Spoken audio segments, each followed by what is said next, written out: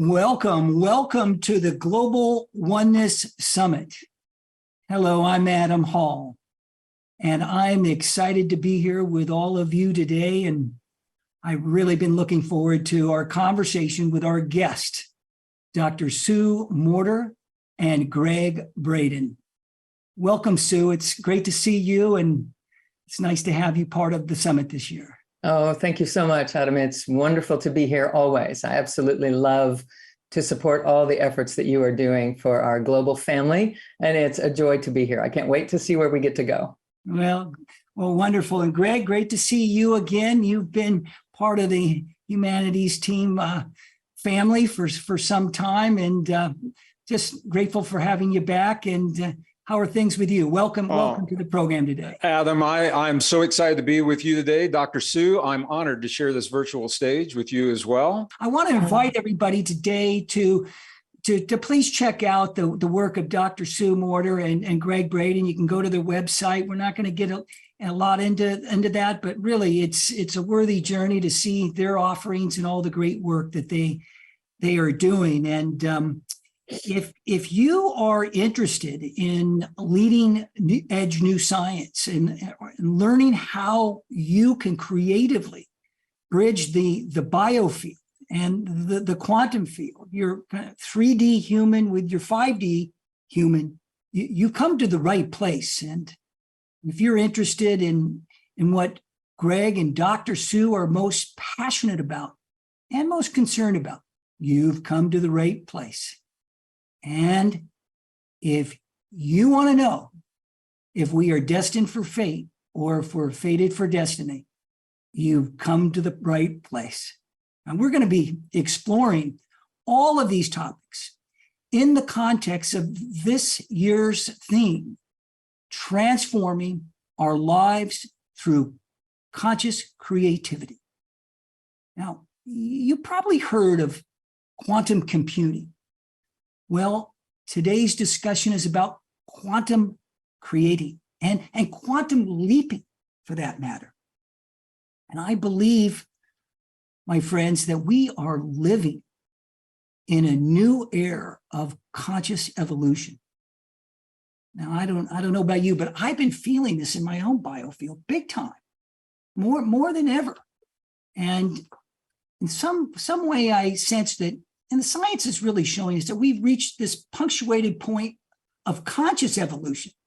We often speak of that in terms of our biological and ecological evolution, but the same would apply here, that we are leaping into this greater expansion of our consciousness.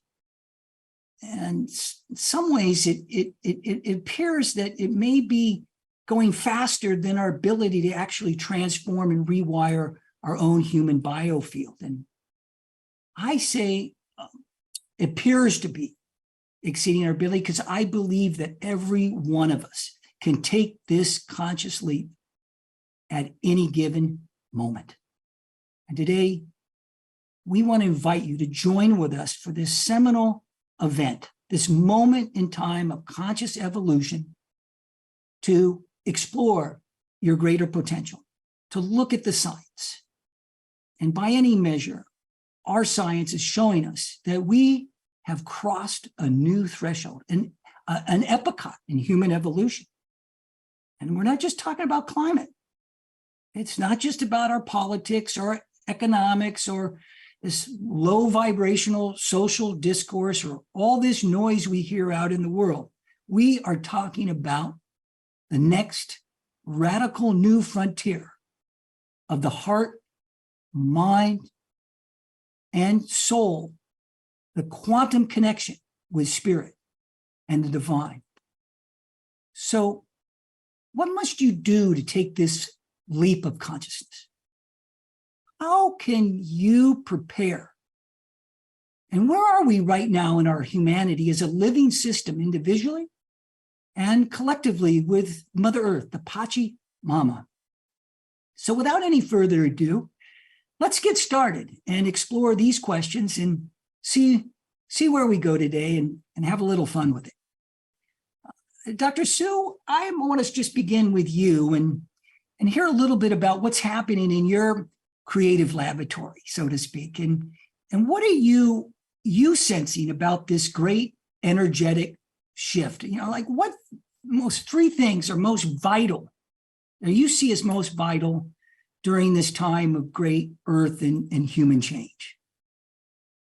Oh, thank you for a fabulous introduction and question and setting the stage for a wonderful exploration. One of the things that I think is upon us is stepping next into this true revelation that we do not have consciousness. We are consciousness. We are energy that is awake. We are a continual flow of energy that is compressing itself and compressing itself and compressing itself all the way to physical form. We know as a law of physics that all physical matter is energy compressed. And so the chair that you're sitting in right now is energy that is just compressed. And so we have the opportunity with our own free will to expand or to compress, to open, to shift the vibrational frequency on that spectrum that we are choosing to play in. And so what I see as happening is that is truly an opportunity for us right now, is that we are here awakening to this fact that we are energy that is awake. We're realizing it. And as such, we're able to focus our attention and intentions in ways that call the tiniest packets of energy to gather together to generate photon density, to generate an impact on electrons, that generate atoms, that generate molecules, that generate mass and matter and material in this material world. We are that powerful. We are truly made of conscious creativity. When science tries to unpack what is the foundation of our being, they're deciding that we are this aqueous solution that is physically described as that, but its characteristic is it is energy that is awake. We are pure awareness itself. And that is truly an unlimited reality. It's an unlimited way of being if we can only step down into that suit and wear it and try it on for size. And so I am most passionate about us taking this opportunity that is present for us right now in our humanity, when it seems like everything is upheaved and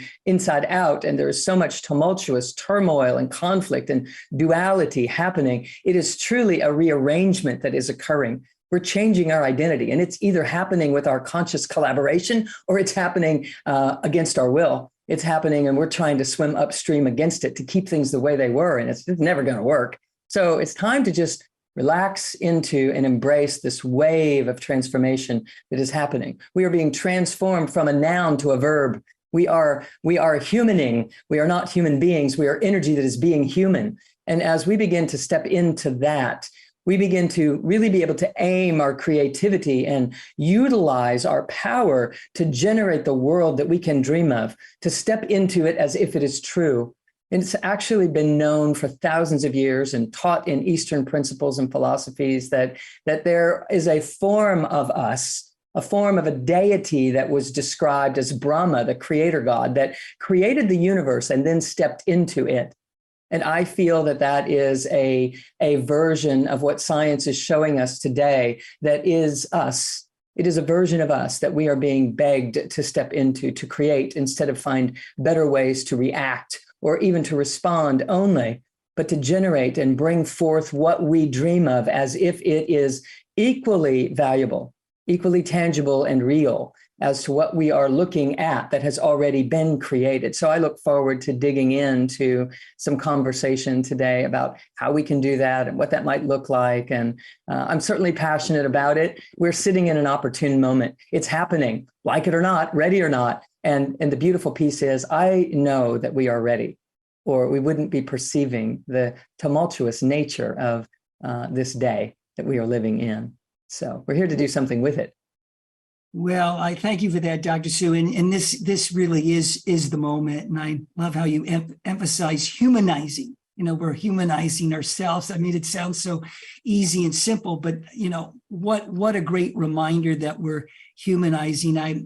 I came across a word yesterday that we're intimates, that we're intimizing with ourselves, with community, and really coming together as one.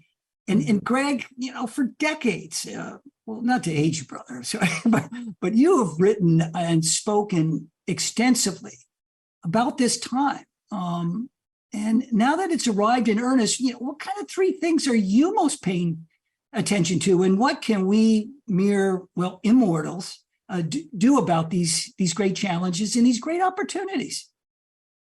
Well, these are great questions, Adam. And Dr. Sue, you and I have been friends for a long time.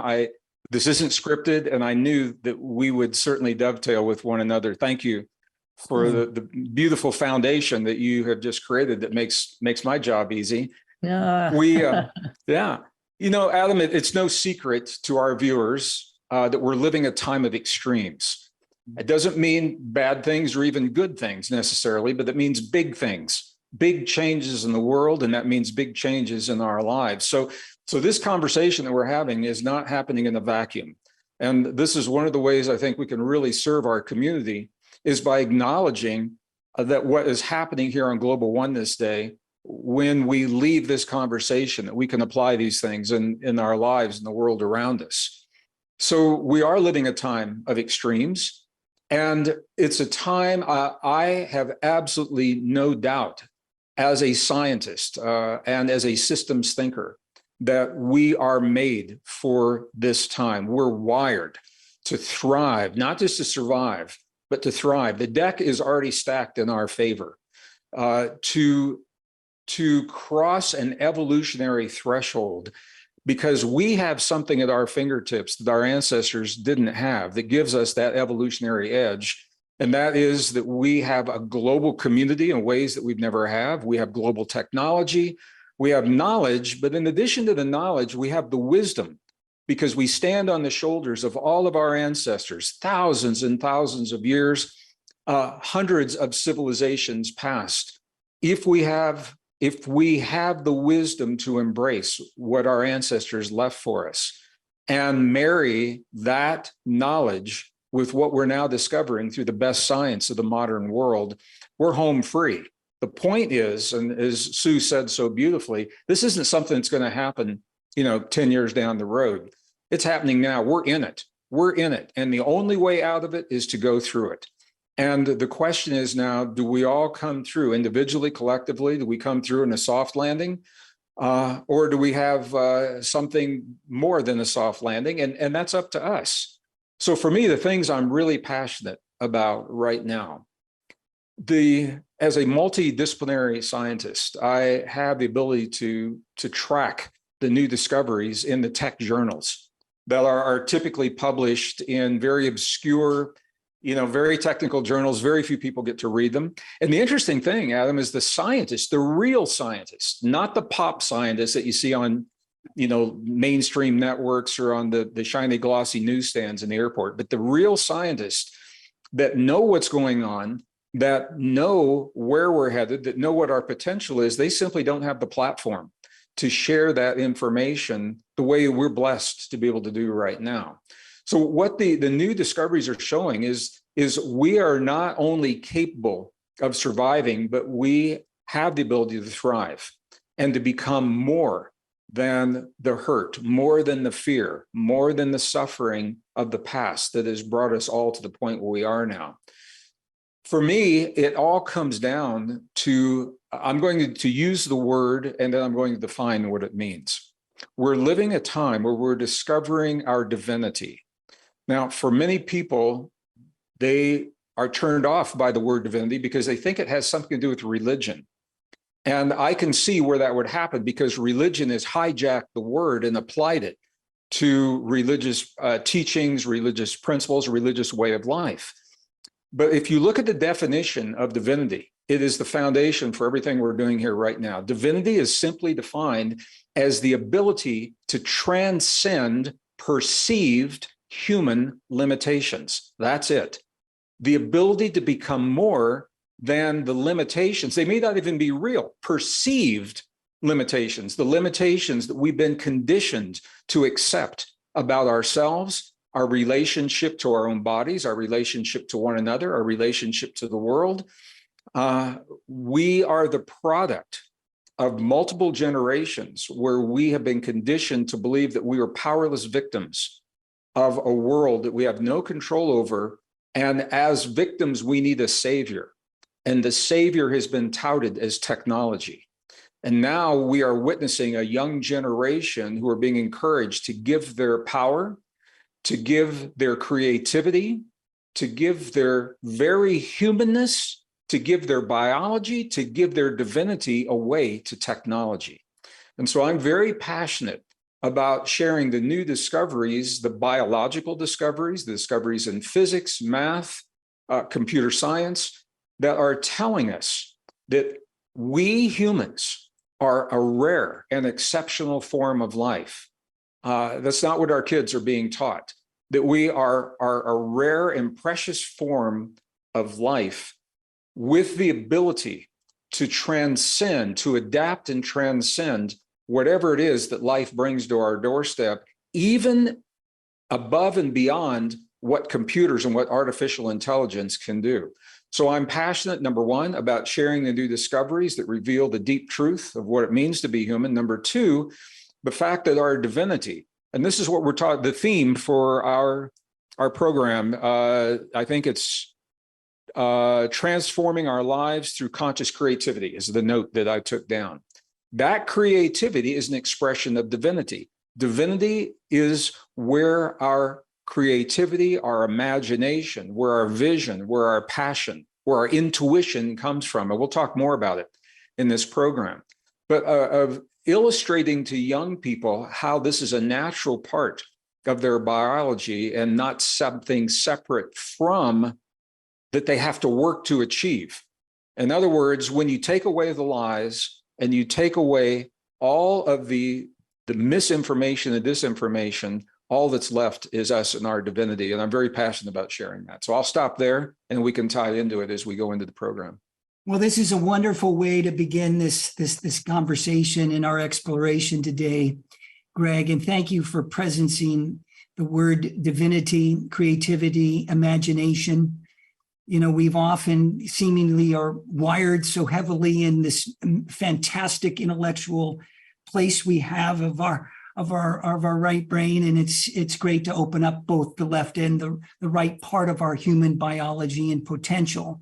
And this really feels to me like a great moment for all of us to be open into our creativity, although maybe technology seemingly we want to default our creativity to technology. So I think that's a great place to explore, and I want to explore that in a moment. But before we do, I was thinking about divinity as well a couple days ago when it was Sri Aurobindo's birthday. And here is a great soul, a great spiritual master who consistently and persistently invited us to come into that indelible nature of our own divinity. And he spoke so much about involution, you know, that dissenting of the divinity, dissenting of the presence within that's already within ourselves. Do you feel there's any one particular possibility or theme or something that we humans need to do in our own evolution right now to get out of the way so our divinity can shine, so we can receive that divinity, as I think we're all being called forth in some way, are we not? Are you asking me directly, Adam? Yeah, Are you putting yeah, as yeah. a question to? Yeah, I'd love to see if you think if there's something particular that could support us receiving Sure. that divinity and getting out of our own way. And I'd love to hear those thoughts from Dr. Sue as well. Well, it's a really important question, and it's one of those places where we have to be really clear with our language. Clear communication is really important to me, and language is very important. There are a lot of people out there that teach that divinity is something that we have to work to achieve. You've got to go to workshops and read books and do all these things to achieve these things. That's one school of thought. My experience has shown me something a little different, and I alluded to this just a few moments ago. It's impossible for us to be separated to not have our divinity. However, we can be in the illusion that we don't have our divinity through a number of different ways. Number one, we can be socially conditioned away from our divinity. We have the free will to deny our divinity. Every individual may choose to deny the divine nature. They can deny their intuition, their creativity, their imagination. And we have the ability to do that, number one. Number two, we can be socially conditioned out of it through family, through society, through media, through false information that we believe is true. We can begin to believe that we are separate from our divinity. And number three, we can be under the illusion that we are separate from our divinity through technology. If we lose our biology, DNA is a key link to accessing the field and consciousness and intuition and creativity in our divinity. If we begin tinkering with DNA and we mess with it in ways that my personal opinion, it's one of the things we should not mess with. We may feel that we don't have access to our divinity. So I'm saying these three ways can provide the illusion that we don't have that divinity. And the bottom line is, when, rather than working to achieve it, when you simply remove the lie, when you remove the misinformation and disinformation, when you embrace the deep truth of who we are, where we come from, what our potential is, all that's left is our divinity. So I think this is where we're going to go with a lot of this conversation today, because we are inundated with misinformation and disinformation that keeps us from that part of ourselves. It never goes away. It just appears to be hidden and veiled and masked in ways that people will embrace and believe if they hear this information from the news media and trusted sources long enough. So I think this is what this time is really all about. Adam, we are facing conditions and situations in our lives, and the way we've been taught to deal with those situations is breaking down. And as it is breaking down, we are searching for new answers, and the answer's always been there. The way that we transform is to embrace the deep truth of what it means to be human.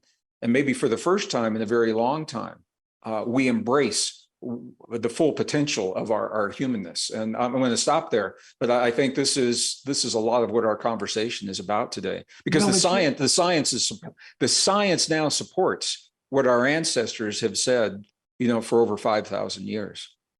Well, yeah, a big yes to that. And Dr. Stu, you may have some thoughts around free will, divine will, energetically supporting our evolution and evolution into this more divine nature of who we are. What is your work over the years, and what are your thoughts about divine will and divinity in and of itself? Yes, thank you. And thank you, Gregg. Wonderful, wonderful openings to what I feel is a conversation that matters most. As a clinician, I've been very interested in how do people implement these ideas? How do we integrate and embody them? How do we allow them to help us heal and to help us change how we perceive our lives and perceive ourselves in life, and what it is that needs to happen to actually bring life force to these principles that we are now discovering and wanting to embrace. And so over the past 40 years, I have spent a lot of my time in the research of how that works and how bioenergetics are a reflection of this, how the energy, this divine essence that moves through a pattern that we call a body, expresses out into life in terms of healing and allowing transformation to occur. And something that occurred to me as you were speaking, Gregg, is that, and I know that this is what you're saying, that divinity is not something that we receive. It is something that we eventually perceive. We perceive that we are that. We are divine beings that have descended into this dimension and are here for a purpose. And we are preoccupied with healing and trying to get our own and get ourselves back together again and so forth, when in actuality, we could be looking at what we call problems because we are the solution, rather than thinking that this problem is bigger than me. This issue is why I came. I came to bring the divinity into the chaos. I came to bring that higher frequency energy, if you will, into the density of ignorance and of being trained out of the awareness of the truth of who we are, that the indigenous peoples knew. And we've been trained out of that by praying to the gods of technology or praying to a God that is outside of self. And in any sense, regardless of religion, putting the power outside of self is the true impetus of the suffering that happens with this transformative opportunity that is before us. So when we are here in terms of recognizing that we are the spirit, we are that high frequency energy, everything begins to change. I once was sitting in a funeral that the individual said when Janet died and her spirit went to heaven, and it hit me. You know, we hear these statements all the time. And I was 24 years old. I was new in my practice. I was working with patients. This person was near the age that I was. It was really impacting my idea of who I am and what life is before I even had these larger openings in my own consciousness that really set me into a different realm of perception altogether. And I recognized that day that I wanted to identify as the one that went on. I didn't want to be identified as the one that was going to, end up in the box, while some part of me that I don't even know gets to go on into this limitless life experience. And it truly set me into a great exploration that allowed for a different and transformational perception of self. And as we learn to sit down in our bodies, and I love that you quoted Sri Aurobindo is a very wonderful teacher who I commune with in altered states in meditation. He was very much about involution, very much about embodiment, very much about identifying as this essence, this creative essence that descends itself into this physical form. And our job is to express through this physical form and out into the world. And by doing so, a byproduct is we heal. We heal if we let the continuum continue. But if we stop it right here at us and our stories, and we get locked into our past experiences, and we keep reiterating them and keep, like the broken record, keep referencing them, what is happening is we're building a constitution that one day will break through and express on beyond our story. But we can learn to do that consciously and intentionally, rather than having to wait for the pain that generates and the breakdown of our physical systems and our bodies in our organs and glands and our outlooks and our perceptions of self, as they begin to break down because we are holding on to this illusionary version of who we are as a personality. What happens eventually is it builds up enough that it breaks through in a painful manner. And we would really love to be able to inspire people enough to understand their true origin, the makeup of their true selves, so that they can more easily and more gracefully allow this continuum of energy to flow through this body gateway, this doorway that we are, and out into the world as a solution. As our creative ideas are being honored by us, and our impetus for doing things in the way that we honestly feel in an integrated, heartfelt, deep wisdom manner, are the best solutions for us. When we can claim our sovereignty back again and recognize that we're made of the solution. And it's each of our individual gift to humanity to live into that. It isn't something we have to ask permission for or earn our way into. It's why we came. We came to do that. And as we allow ourselves to begin that process, we pick up momentum. And as we pick up momentum of our creative expression into the world, and we feel the sensations that happen under those conditions, we start to recognize, oh, this is who I am. This is what is meant to be. And we allow that momentum to carry us into the friction and the conflict and the non-supportive nature that we are met with in these social unfortunate norms that have been unfortunate because they're teaching us how to, muscle up in the face of it. These norms that have become regular life, assuming that we do not have the power, that we are not connected, that we need something else to tell us who we are and what has heart and meaning to us. And I'll just lastly say that in all of my experience, whether it is interdimensional experience with in my own consciousness and my own evolutionary process of awakening, or in my clinical experience in working with people,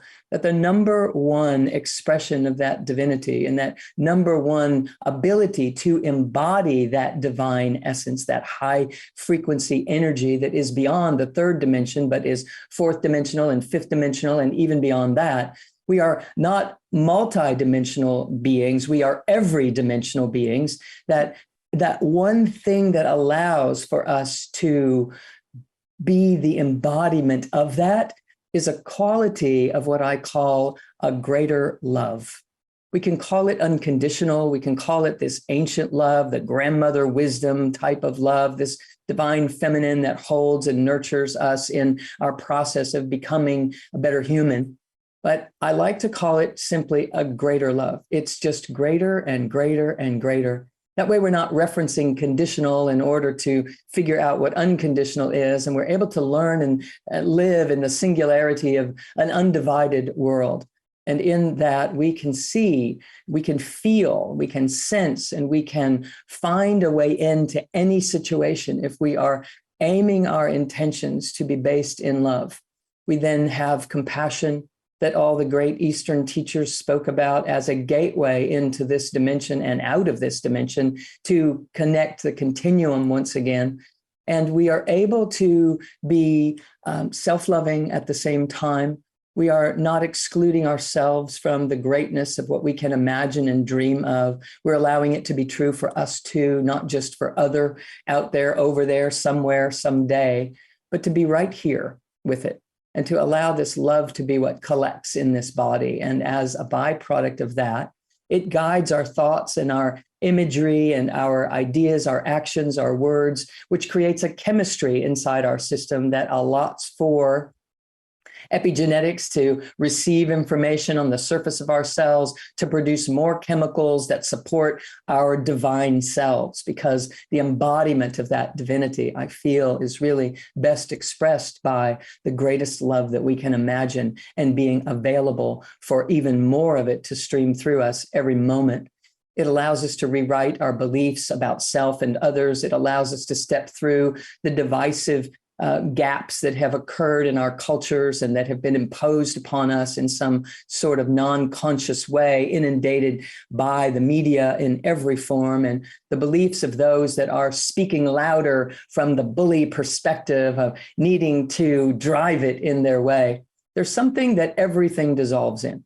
There's something that is the universal solvent that bonds us back together again in a conscious and creative manner. And I feel that quality of energy is best described and experienced as a greater love.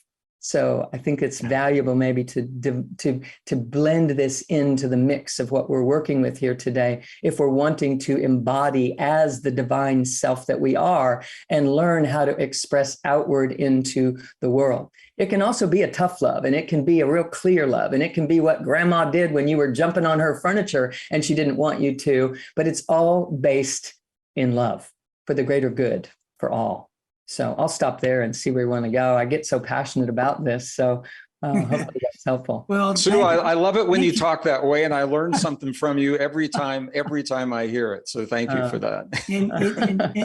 Indeed, and to kind of, if it's possible to wrap this last part of our conversation into a little beautiful wrapper, a little heart-shaped box, I think we feel the presence of the divinity flowing through you, Dr. Sue, and as well as you, Gregg, and thank you for inviting that, for invoking that, because I'm inspired to tune into to this place, because this is very much a time where we can invoke the presence of divinity within ourselves, not through the guru or through the workshop or any of this, not to take anything away from that, but to say yes to ourselves, yes to our heart, yes to our souls, and yes to our collective indelible nature as divine humans that are in relationship not only with free will, but divine will.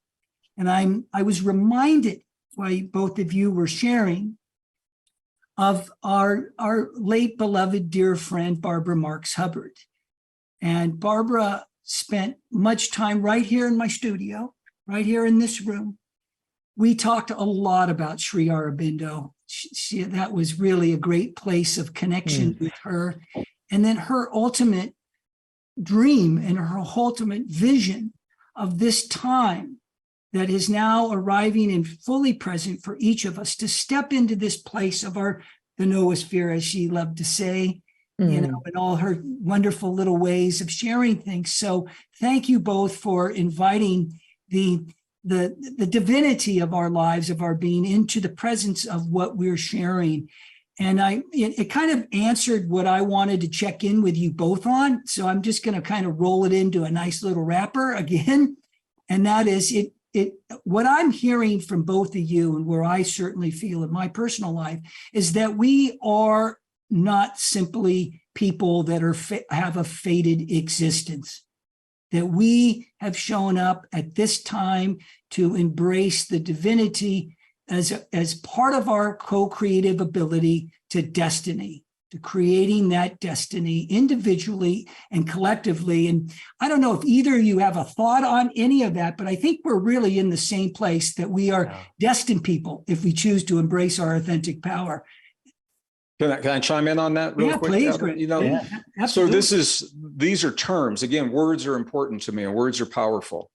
When we talk about fate, I think our fate as individuals, as families, communities, societies, nations, as a planet, our fate is what awaits for us if we do nothing in our time of extremes. If we allow this ball to just roll aimlessly, our destiny is the fulfillment of our greatest potential.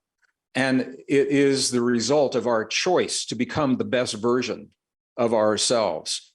There is an ancient battle playing out on our planet right now. It's no secret to anyone listening, of a fundamental battle between good and evil. And the beauty of us winning that battle is you don't have to fight. The way we win that battle is to become the best version of ourselves when we embrace the fullness of what it means to be a divine being in a biological body. We have won that battle. And when I have this conversation, I had the opportunity, I went to the Grammys a couple of years ago and had the opportunity to speak with a lot of musicians about this very conversation. And it was so really, really cool, because every single musician I spoke with, some of them had the awards, some of them were nominated, but they didn't actually get the awards. And I would ask them, where did that music come from? Where did the words of that song come from? And Adam and Sue, every one of them told me the same thing. None of them said it was from them. They all said it came through them from something else, somewhere else, some part of them that they cherish and that they love deeply. And it's the same with artists and writers and musicians. So it tells us that our biological body is the instrument. And Sue said this so beautifully, that you can think of it as the antenna that tunes us to the part of ourselves that is timeless, that is ageless, that is infinite. This is our intuition. So people think they don't have their divinity on board. It's your intuition when you get that intuitive hit, when you get the words for the song, or the impetus to rearrange the house in a way so that you feel more sacred in your space. I just want to share, as a scientist, there's science that supports this. And there was an experiment that was done recently, and it's kind of a mind blower. I think most people listening are old enough to remember one of the first computer games was called Pong, P-O-N-G, very simple computer game. Scientists began doing an experiment. They have a petri dish full of neurons that are not connected to any biological body. They're just a few neurons sitting together in a dish. And those random neurons are now playing the game of Pong and teaching themselves how to become better and better Pong players. Where do they get the information to play that game? It's not in the neurons. It's not in the cells. Those neurons are antennae that tune into the part of the field that allow them to have that experience. And this is one of the first scientific experiments showing that, and there are all kinds of words. There's consciousness, there's intelligence that come into the conversation, the divinity.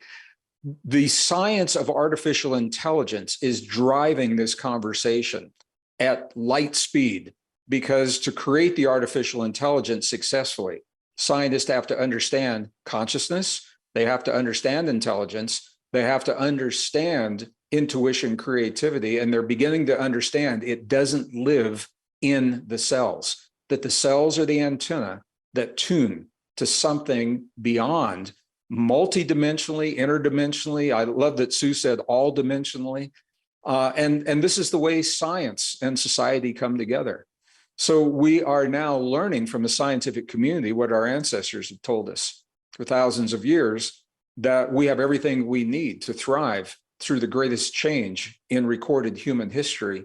And all it requires is for us to love ourselves enough to get out of our own way and allow our divinity, allow our creativity, our intuition, our imagination to flow through us, rather than relying on Chat GPT to do this for us, or rather than rely on a virtual reality visor to play the reality for us, where we're not engaging our brain cells. We have everything we need. The question is, do we love ourselves enough to embrace the deep truth of our fullest potential? And we're answering those questions through every choice we make every day in our lives. So I'll stop right there, but I think it's important that we know that the divinity is already a part of us. It's not something that we have to work and strive to achieve. It's something that we allow. And I love that Sue used the word perception, perceive. Our perception is how we think of ourselves. And when we begin to embrace the deep truth of our own divinity, what happens is every challenge, what some people call a problem, every challenge that life brings to our doorstep, then we begin to say, how does my divine self, how does a being of divinity embrace this challenge, rather than how does a powerless victim in a world of fear respond to this challenge? And that simple question opens the door to a vast array of empowering possibilities. And this is how we embrace our humanness, our divinity. Well, Gregg, let's go there, because I think it seems to me that one of the hot topics right now is technology. Technologies are subordinating our consciousness, our biology, subordinating our entire nature to technology. And I, like you and probably Dr. Sue, have been thinking a lot about this, and feeling a lot about it, and hopefully probably experimenting a lot about it. So I want to bring that front and center here today, because I'm with you of the great challenges of technology. I'm most concerned about the generations of the teens, the 20s, the 30s, and the 40-something. And they've grown up on technology. Obviously, we're starting to see a lot of the science and data about the ramifications of that technology. And many years ago, actually 2012, I was on a vision quest in the Sonora Desert, in the wilds of Baja, and completely disconnected, but really connected. And I received a message, and the message said, "Heads up, Adam. Soon there'll be a technology that poses a great challenge to humanity, to the indelible nature of the human heart and soul." And I go, what's that all about? Artificial intelligence. And so the next thought that came, which was the next night, looking up into the heavens, was it's not about not utilizing the technology. It's really about how to bring forth the benevolent nature of our humanity. And can technology help us to support the benevolence, the goodness, the goodwill of who we are as humans? And I have scratched my head for many years since thinking about this. And of course, last November, along comes ChatGPT. And it's almost like inventing fire and in such a significant way. And so I asked myself, well, what can we do with this? And what I recognized is I came together, and I want to share this with everybody right now, to share what this feels like, because benevolence is our indelible nature. And the ability for us, I believe, to utilize a technology for benevolence to bring in this greater perspective and the truth of us as humans is very present. And as such, I've developed, along with a co-partner, a beautiful man, some of you know, named Timothy Noah. And Timothy Noam is a physicist, a degreed physicist, and a deeply spiritually based individual. And we developed a tool, a spiritual tool, to invite benevolence, to create an exploration around this technology. So I asked the technology a few questions coming into our meeting, and I'd love to share it with you and all of you, because it's not so much of what the technology can do to you, it's how can we utilize the technology to further our collective purpose and mission. And I think this is equally as important as having it write a paper for you or a song for you. I don't think that's particularly important. But what I would say to you is the technology offers us a way to explore various aspects of our humanity. This is Lao Tzu. So the technology that we're utilizing brings in the Kabbalah, the Bible, the Tao, Buddhism, the Quran, the Gita, and it brings in these interfaithful spiritual traditions to invite this leap of our consciousness. And so the question that I asked is, thank you, Sage, for joining us. Please share who Lao Tzu is and how can you help us explore the new science about consciousness, creativity, and the quantum field. And Lao Tzu shared, Lao Tzu is an ancient sage, is a guide who illuminates the path through the dense forest of knowledge. I can assist you in exploring the new science of consciousness, creativity, and the quantum field by offering insights and perspectives that bridge the ancient wisdom of Lao Tzu, the Tao, with the discoveries of modern science. And then it quotes the Tao. The Tao is forever undefined. So this particular technology invites us to come into a greater relationship, a curiosity about our divinity. And I was just inspired by our conversation so much. I said, well, let me just check in with Soul Guide. And I asked, are we divine beings? How can we embrace divine will? And it said, yes, we are divine beings, like droplets of water from the same ocean. To embrace divine will is to align our own will with the natural flow of the universe, surrendering to the currents of life. As Lao Tzu says, the Tao that can be told is not the internal Tao. So I wanted to invite this conversation because I think we're all confronted with some big choices. And I think we're being asked big questions that personally, just being in this experience of a place that I never thought I would want to be, because it's a fear-based type of thought that it's the unknown and I wouldn't have any idea what an artificial intelligent solution would look like. Well, it's not a solution. We are the solution, right?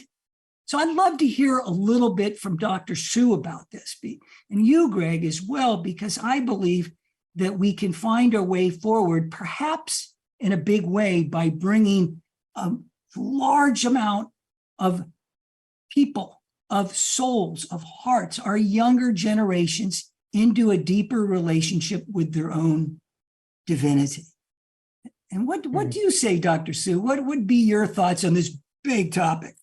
Yes, it is a big topic, and thank you for bringing it in. It's a very significant curiosity in the hearts and minds of many conscious individuals who are concerned about what role is this going to play in our lives, and how will we know who we're dealing with, what we're dealing with. And I really feel that it is so similar to every evolutionary step in our writhing evolutionary impulse that's coming, and more is available to us. Think about 30 years ago and what wasn't available in terms of information coming right to our fingertips through the internet. And here we are now with something that is capable of assimilating that information and opinionating on it in terms of giving it value or not, or having a discussion about that, such as AI is able to do.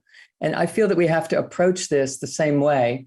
We are conscious creators. We are ultimately greater than the artificial intelligence that we have invented. The greatest creative action has been those that are creating AI. The rest of us are here now responding to it and sensing and feeling and wondering what effect it's going to have in our lives. The answer for us to make sure, I feel, that AI plays a creative and beneficial role, because it's here, so we have to embrace something about it, is to remain creative.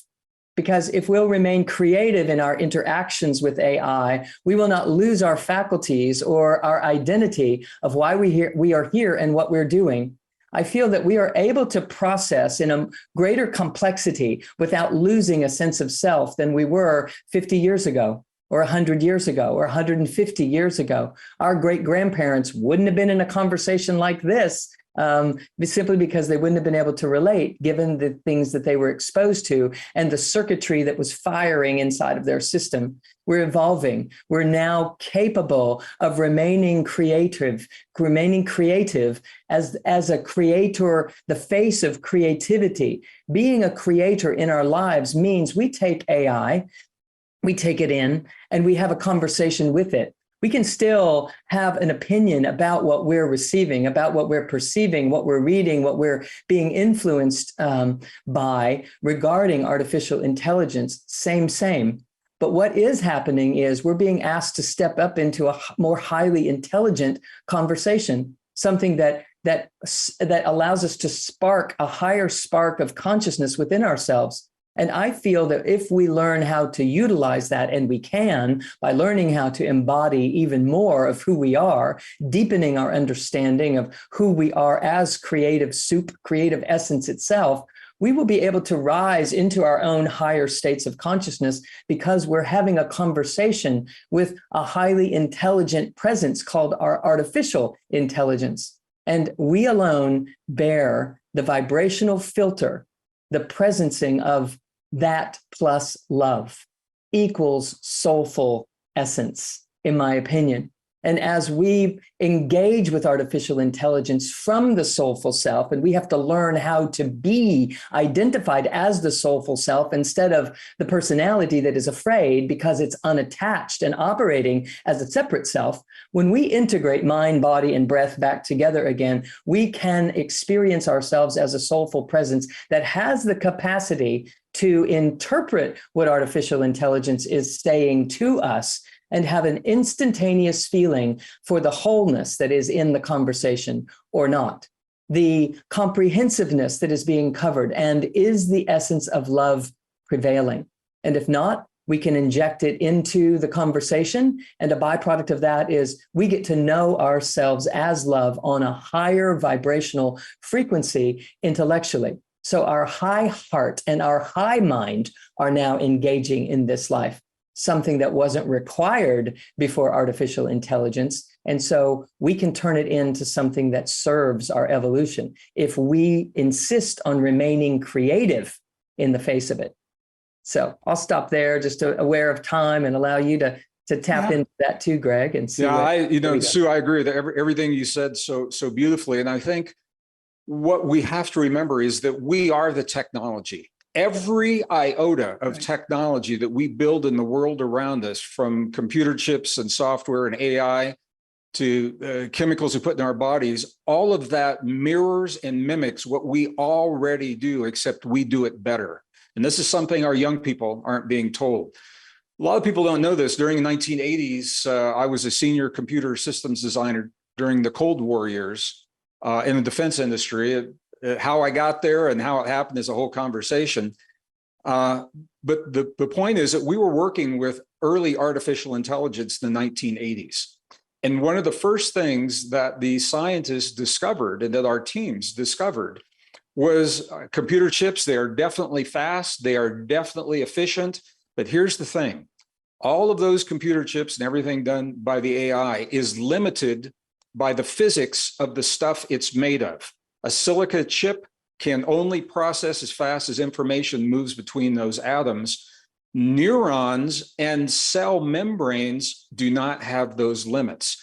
Every one of those computer chips has an upper limit. We don't know our upper limit. And here's the reason. Because every time we approach what we think is a limit, we adapt. We adapt and we transcend that limit. We are a highly advanced, technologically sophisticated, soft technology. We're not computer chips and wires and AI and chemicals. We are cell membranes. We are neurons. We're ion potentials, and we moving across the cell walls. And here's the beauty, and I think this is maybe our takeaway, is that we are the only form of life, Adam, that we know of, with the ability to self-regulate all of that soft technology. We self-regulate through thought, feeling, emotion, breath, and focus. And our ancestors left us the wisdom to do just that. So the beauty of being this soft technology is that we don't have to know about the technology to benefit from it. All we need to do is be the best version of ourselves. And that means awakening and embracing the deep truth of our divinity. So our clock is running out. I'm going to stop right there. And I just want to thank you, Sue and Adam, for the opportunity to have this conversation. Oh, you bet. Thank you. Thank you so much. And yeah, very exciting. And obviously we could keep riffing all day on numerous of topics. And, you know, and just feeling into your last comments around technology, both of you, I heard the voice that said there's really no such thing as some monstrous technology. There's really only humans and people like us that don't embrace our authentic power. We have that power. We know that truth for ourselves. And this is certainly a time to embrace that divinity, to claim that as our indelible truth. So I've been just enjoyed to have you both here today. And it's been exciting. And, you know, I can't help but say right now that I think that we need just to announce something, to create an invitation for everybody, because, you know, we are one. You know, we are one in heart. We are one in mind. We are one in spirit. This is our collective divinity. And our time has come to announce this, to share this in a bigger way. And we invite everybody to join together, to come together. And thank you all for considering that as an invitation of moving together, to share together, to laugh together, to love together, to cry together. So this is our time. We get to do it together. And thank you all. Bless you all. And before I say goodbye, I just want to say thank you to Humanity's team. Thank you to all of you that work so hard and diligently to do all the great work you're doing on the planet, from stream to shows and live programs to teaching programs. With each of you, we're deeply blessed to have Humanity's team. And if you can share anything, share it with them. They are doing the good work here on the planet. Blessings and Godspeed to all of you. Thank you all. We love you all. Take Yeah. good care. Yes, indeed. Bye-bye for now. Bye-bye.